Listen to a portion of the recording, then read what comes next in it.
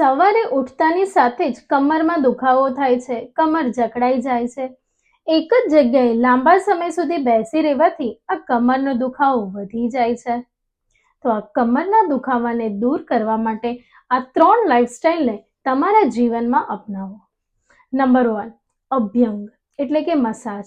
દરરોજ 2 થી 3 મિનિટ સુધી તલનું તેલ કે કોઈ પણ આયુર્વેદિક મસાજ ઓઇલથી માલિશ કરવી જોઈએ.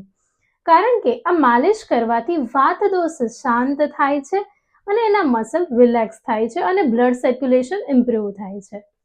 બીજું, શેક.